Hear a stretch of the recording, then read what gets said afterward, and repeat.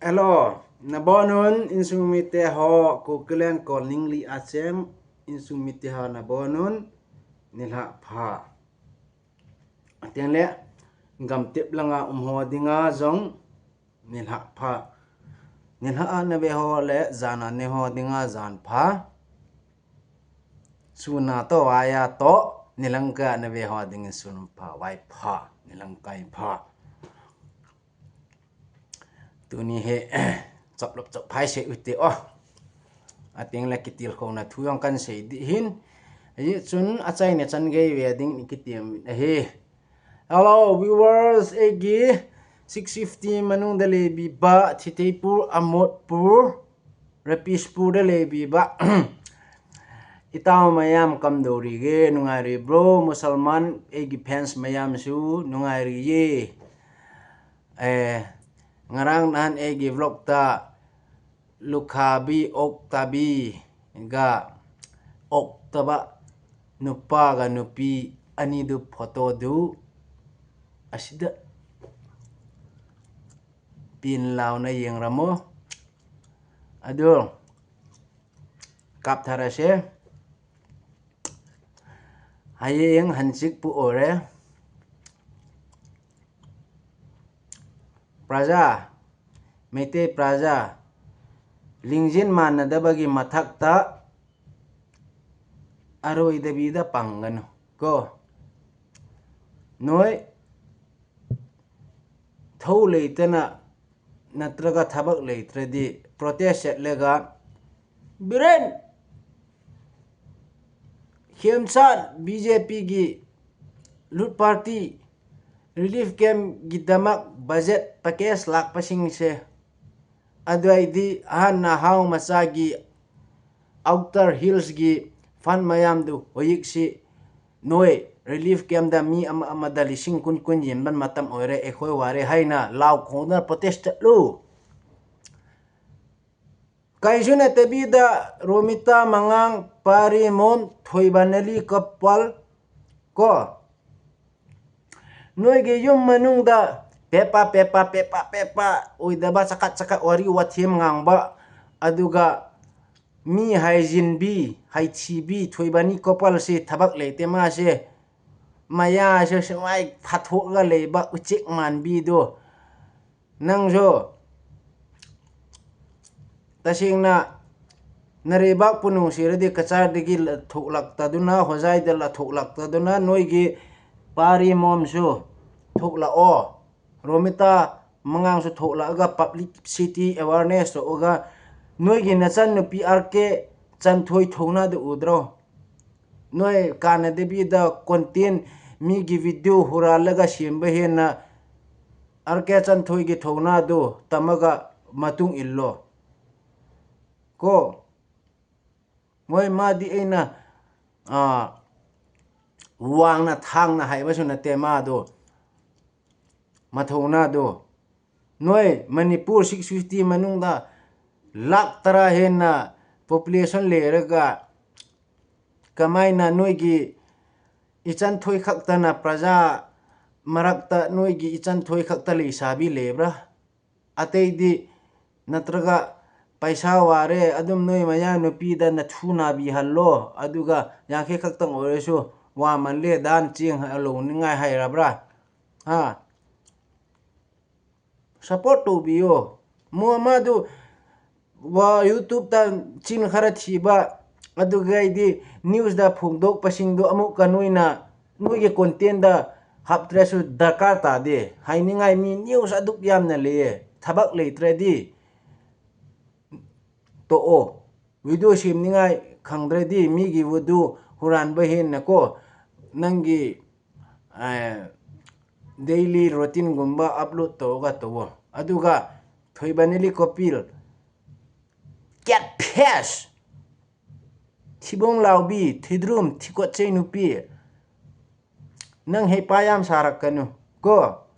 besanupi samu mai panbi haudong mai thong panbi cat pass nang se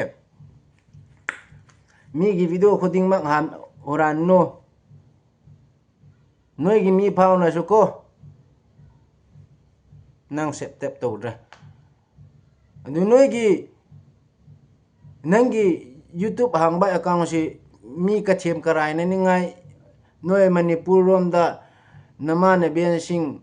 wathi warem ngang na ni ngai ta to bro nangi content khoding mak si ama hai chi ba du hai chi ba ni nang to phom le te tu tumin na le ra ga nong dang da phayana manung makha mathak maka cham tho ga nang in no pa hek yo ra ga nang gen no pa harau na ni ngai pin na ye ni ngai sim sa ra ko aduk yam na meitei leisabi le ka kadom chakre natraga leisabi gi damak ireba phuruk ki damak se noi gi RK chanthoi du thikada pithokra bra ikayo khara khangodana aduga RK chanthoi nang so nareibak long si man bagi ko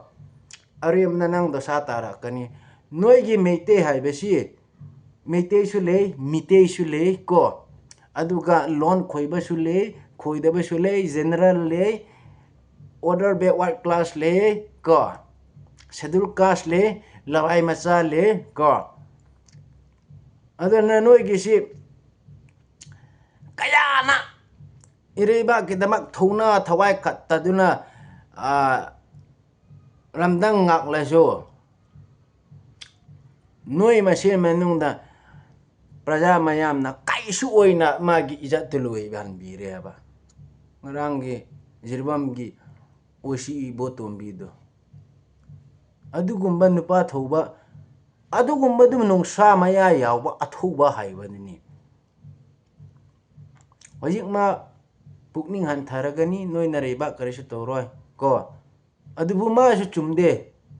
ma si singumba yon thukpa ko tik ko u yon thukpa adu ide mana arambai lu chingraga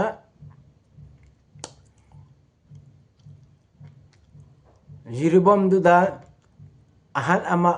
hatlaga ahan ama hatpadu magi imung mina angang phau na ubagi egi kai not dosa tagini haina arambai hoido hatlaga kuki da tainare hoyik si aseng ba dum thokra dana awang puksangbang rom sakmai rom gi mi si noi meite masi noresu moi si achum aran to bangam ba mi ne moi je tangkai e khoi tangkai meite ne adu su tangkai meite ori su tangkai meite ne te moi je tangkai acheng ba meite ne noi hinna sakmai khurkhul phayeng kakching ko andro je noi na lawai su ai hai bige acheng ba meite du moi ne sakmai nong thom ban khurkhul duwai du aduwai da ko kuki gi agent spy mayam leibni aduna arambai noi chaksillo mera chota lovely isian itau inau no pa checkmai pocket dog chota bim eke hena thora se lamba nang genta o cheksin na leo e khoi Sadar Hills 4000 dagi e khoi na minai oina thamba phurit tu hanba Ranjit Dresses ko mamin dara macha nupa du noi na nak tale bini ngarang su Nepali ama gari horamba phamda nam huirongi nang kuki ga pallaga minchat thi hanba ha adu nimi tanang ginakan na phamba nupa du adu nupa du ne phaileng rom da noi attack to bala ga paulik oga non na thun thangat laga misi mina hin khat laga yaw do adune ko ma khakta na te every unit khuding ne jiribam osi ibo tombi di drug karbar drug mafia ni khange do ba aduna aswai da silware se free movement ginumit to di noi lagre su kai de ko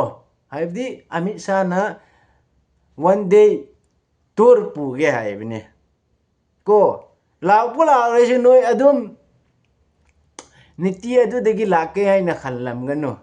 mang su mang la lak su lak pa ngamoy khwai degi apang mami su lak ni ngoy adu lak pula ka ready every meitei lekai mathun lekai khangde mayai lekai khangde mathu lekai khangde makhom lekai khangde ko hotrong hobi lekai khangde awang lekai khangde mayai lekai khangde thunak te lekai khangde adu dagi mi kun kuntra dum baza tongga lo ko shirasu lekai khuding mak si haina ko wakhan yabni changbu changro ko bat amuk hanna ningai de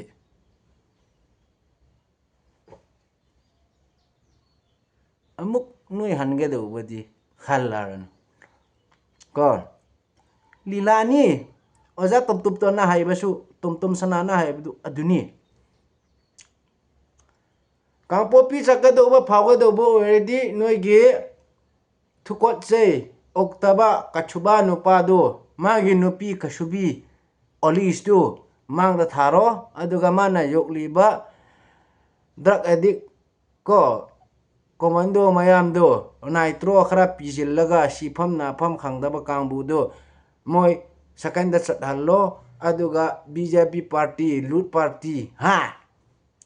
chathallo aduga nui nayamba kurungan ba di kurungan ba di pallenom da tharo robin mangang do tharo aduga praja apang banai illo adu yaradi lao adu noi bula ready automatic adu nimita kanana su pairoi every cookie use license gan pair ga e khoi mapham di hairoi ko zitna fit tangkai sanate 4-5 inch su lap na noi le min na sipai na security guard pira so thingbang amoy e khoi na sida turak kani to hayeng ge damak no diat it ge damak ko e khoi automatic pairoi se ama kapakanda guli more than 30 guli ni ko pan da ba khangda ama ka we di mi mari manga hayeng di khoi noi la pan mi ta di e khoi we will welcome you by this okay look it what your bro Marvin is holding in his hand this will warmly welcome you with ST certificate direct to here check silo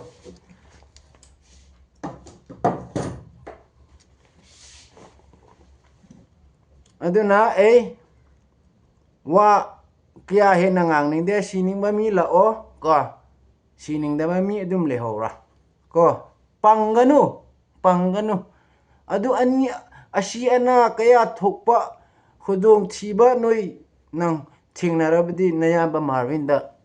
tainarak kanu han haimni simunna khallo praya sing ba mi na di gyan taram ni adu asiwai da loi jarage kukilenda yai pharage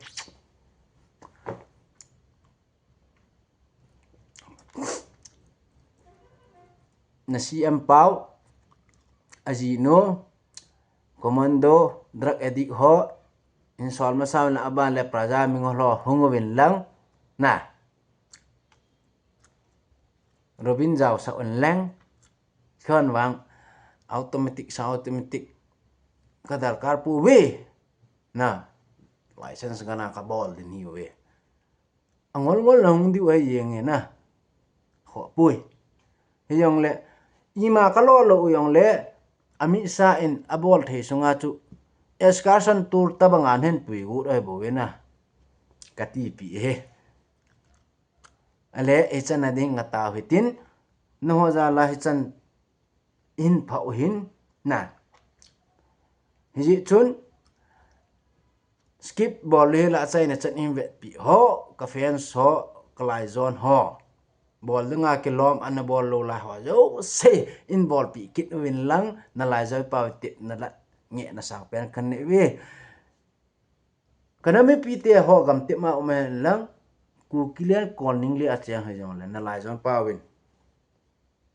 kan lu se jing we